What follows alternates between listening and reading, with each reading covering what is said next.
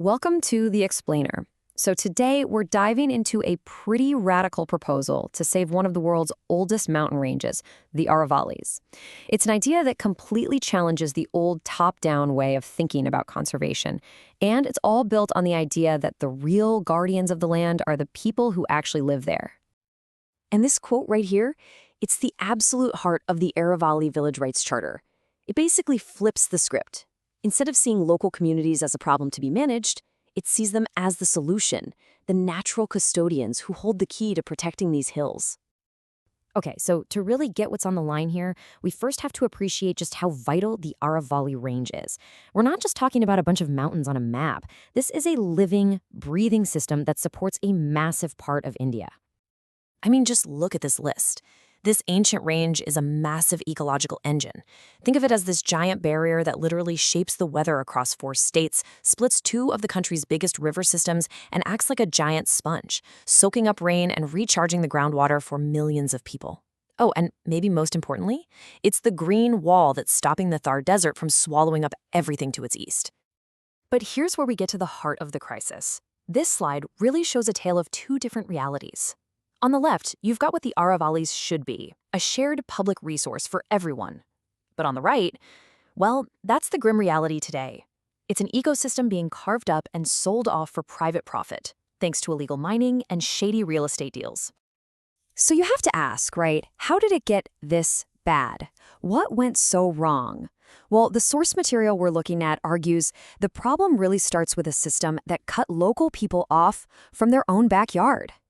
See, this top-down model, where all the decisions are made in offices far away, it created this power vacuum on the ground.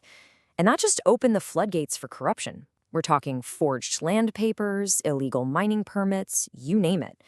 It created a system where the rich get richer and the poor and the environment pay the price. And all of this leads to a really big fundamental question. Whose hills are they, anyway? And believe me, the answer is way more complicated than you might think.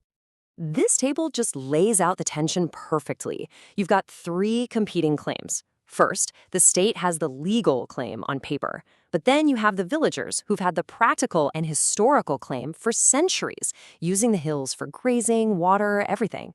And finally, there's this bigger, ethical claim that says these hills belong to all of us and to future generations. And it's this exact conflict that the new charter wants to solve. So, in response to this total crisis of ownership and management, a really powerful new solution has been put on the table. It's called the Aravali Village Rights Charter. And the core idea here is, well, it's simple, but also kind of revolutionary. It's not about adding more rules from the top. No, it's about flipping the whole system upside down and shifting power from the top all the way down to the bottom, giving legal authority back to the people who actually live there. So you might be asking, okay, sounds good, but how would it actually work? Well, the charter is built on these 4 main pillars. Number 1, formally restore the community's rights over their local hills.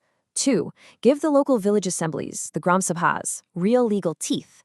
3, make sure ecological protection is baked into the system. And 4, help create local jobs that actually heal the environment instead of hurting it. So let's imagine this actually works. What does that future look like? Because this whole plan isn't just about stopping the damage. It's about actively building a much better, more sustainable future for everyone involved. First off, the vision is for a huge ecological revival.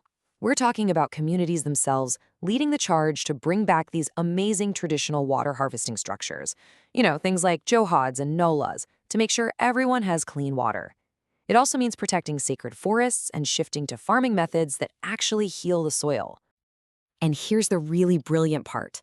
All that ecological health, it leads directly to economic dignity.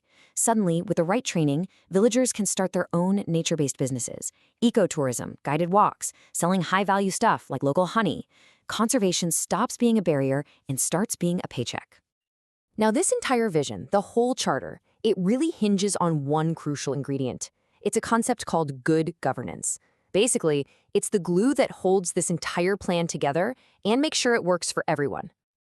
And look, the source is really clear on this. India can't just copy and paste what a country like Finland does, but it can learn from their core principles. Things like empowering local governments, demanding total transparency, and investing in people. It's all about building a high-trust, low-corruption system that fits India's own unique situation. So when you kind of zoom out, you realize that the story of the Aravallis isn't just a local story about one mountain range. No, it's actually a powerful lesson for the whole world when we think about the future of conservation. When you boil it all down, the whole model rests on a simple but incredibly powerful equation. You have to pair rights with responsibility. When you give communities the legal right to manage their own resources and a real stake in keeping those resources healthy, they become the best protectors you could ever ask for. And that really leaves us with one last big question to think about. In this huge global environmental crisis we're all facing, what if the most powerful solutions aren't these massive global plans at all? What if the real key is something much smaller, much more personal, and deeply, radically local?